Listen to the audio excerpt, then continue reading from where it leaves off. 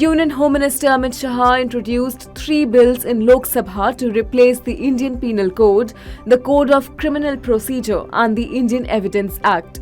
Amit Shah said the government wanted the new laws to provide justice and not just punishment. 3 bills including Bharatiya Nyaya Sanhita 2023, the Bharatiya Nagrik Suraksha Sanhita 2023 and the Bharatiya Saksha Bill 2023 will be referred to a parliamentary panel for further consideration. Meanwhile, Shah also said that the centre will introduce the provision of capital punishment in mob lynching cases. Aam Aadmi Party MP Raghav Chadha was suspended from Rajya Sabha till the Privilege Committee submits its findings on the allegations against him for forging the signatures of 5 MPs in a motion related to the Delhi Services Bill. Earlier, 4 Rajya Sabha MPs had claimed that Chadha included their names without their consent in a House panel on August 7. US President Joe Biden called China a ticking time bomb because of its economic challenges and said the country was in trouble because of weak growth. Biden, at a political fundraiser in Utah, stated that they have got some problems. That's not good because when bad folks have problems, they do bad things. Biden insisted that he was seeking a rational relationship with China. Earlier in June, Biden referred to Chinese President Xi Jinping as a dictator. Meanwhile, China called the remarks a political provocation. The death toll in Maui's ongoing wildfire has reached 53 with 17 new fatalities confirmed during firefighting operations against the active fire in the historic city of Lahaina. The fire has devastated Maui County, engulfing historic areas and forcing people to jump into the ocean to escape. Over 270 structures have been destroyed or damaged. Meanwhile, President Joe Biden declared the Hawaii wildfires a major disaster, ordering federal aid to support state and local recovery efforts in the affected areas since August 8.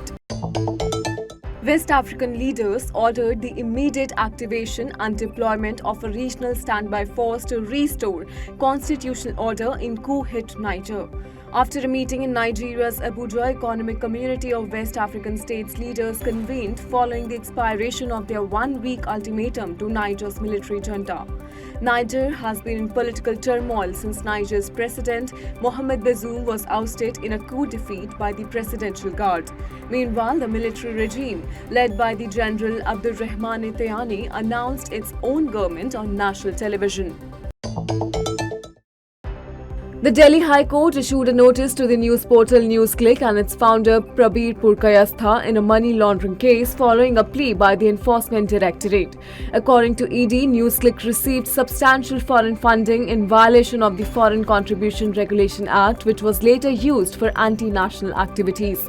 Meanwhile, a recent New York Times report also claimed that the news portal was part of a global network that received funding from American billionaire Neville Roy Singham to spread Chinese propaganda in countries including India, South Africa and the United States.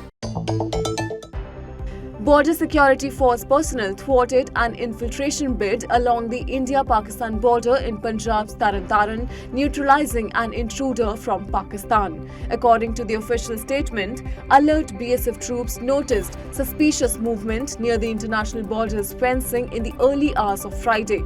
Despite warnings, the intruder persisted, prompting troops to open fire. The incident occurred near the village of Thekalan in Taran district. In the Asian Champions Trophy second semi-final, India's hockey team will take on Japan in Chennai's Mayor Radhakrishnan Stadium today. Japan's resolute defense held India to a draw in the earlier face-off. However, led by top drag flicker Harmanpreet Singh, world number 4 India is looking to clinch a record-making 4th Asian Champions Trophy title, shrugging off concerns about world number 19 Japan. Combining yoga, breathing techniques and aerobic training holds significant benefits for asthmatic individuals looking to improve their lung function, as per a study in the Annals of Medicine journal. The research underscored the importance of including the right type of exercise training in asthma management strategies.